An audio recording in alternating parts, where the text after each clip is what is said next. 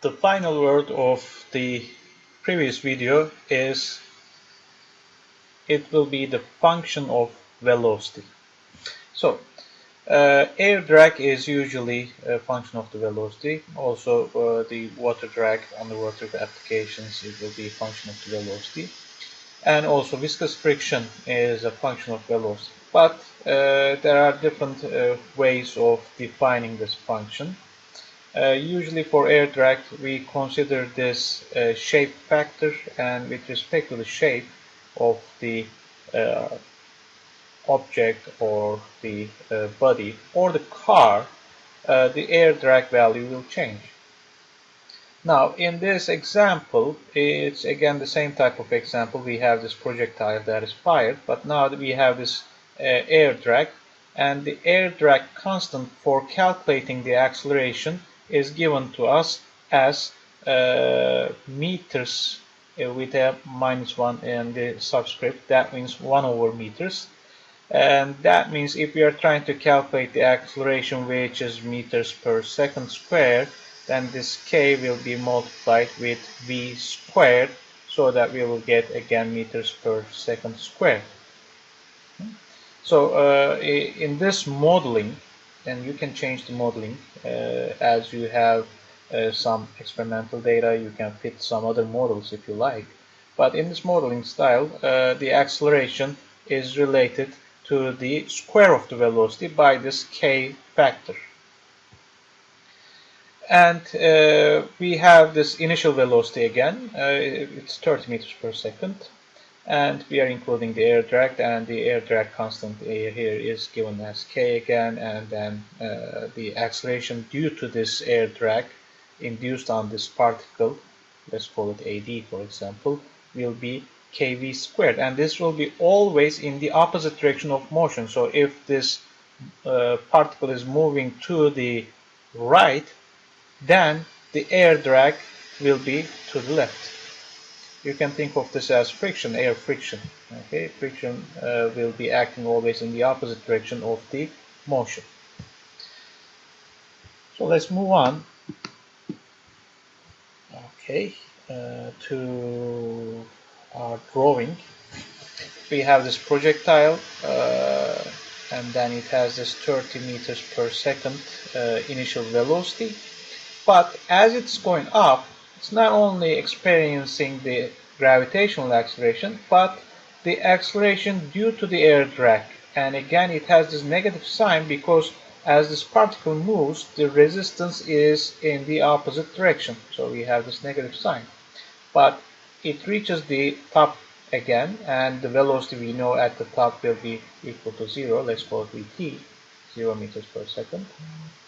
And then from that point on, it will start dropping, and the motion will be in the downward direction, but then the air drag will be in the opposite direction. So that's why it has this plus sign. If we consider this plus y-axis, then this is the plus direction acceleration that the particle will experience as it is moving down. So as you can see, while moving up and while moving down, the particle experiences different accelerations. That means when this particle hits the ground, the total or the final velocity of it will be less than 30 meters per second. Okay, so it will be less than this, the final velocity, v final. How do I know that? Should it be more or less? How do I know that it will be less for sure? Well, the way that I know it is that I know air drag is friction, and it's a dissipative function. It's dissipating the energy from the system. We're going to talk about this energy concept in the later parts of this course. However, you should remember that as your hand is rubbing against, your hands are rubbing against each other, you have this friction, and as a result of that, the heat is formed, and then the energy is converted into the heat form, and then we call it dissipated, but it basically changes the form of energy to heat energy. So the mechanical energy is dissipated in that sense. So as this particle starts its motion, it has a certain amount of energy, but because of the air drag, it dissipates some part of this mechanical energy, and as a result of that, at the end, we will have less mechanical energy remaining in the particle, so that I know that it will have less speed. So let's check if this is true or not. So while moving up, the acceleration that the particle experiences is written in this way as a function of the velocity. So now our acceleration is a function of the velocity. This is what I promised you guys, that we will have this type of an example where the acceleration is a function of velocity. And while moving down, again, it's a function of velocity, but these are different functions. In one of them we have this minus sign, in the other one we have the plus sign. Now, if you want to find the maximum height, again, the type of equations that we should use should not really include time. You could actually work around it by using time and using A equals to dv over dt.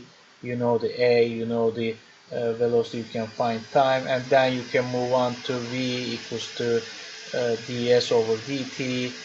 Now you know the time and you know the velocity, so you can find the position, but you can use two equations. Instead of that, just use the third equation where we have A ds equals to V dv, right? And we know the acceleration while it's moving up, and at least the function of it, there is our function as a function of velocity. And at the final stage, we know the velocity will be at 0. Initially, h is equal to 0, or the y location of this particle is at 0, and at the final case, it will be at h. And we're looking for h, so that's the unknown.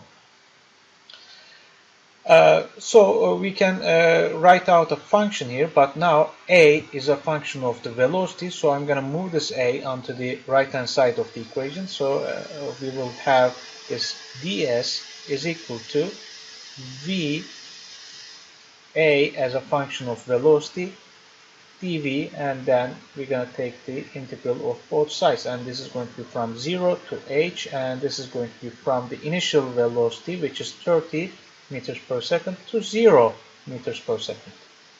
Okay. So that's what we did in this solution. There we have this part on the right hand side from 0 to h, and on the right hand side the integration is from the initial speed to 0 speed at the top. And then if you do your integration, finally we get a function for h from v0 to 0, and then h is calculated as 36.5 meters. Now in the next part of the question, we can also take a look at the velocity, the final velocity. I told you that the magnitude of that velocity will be less than 30 meters per second.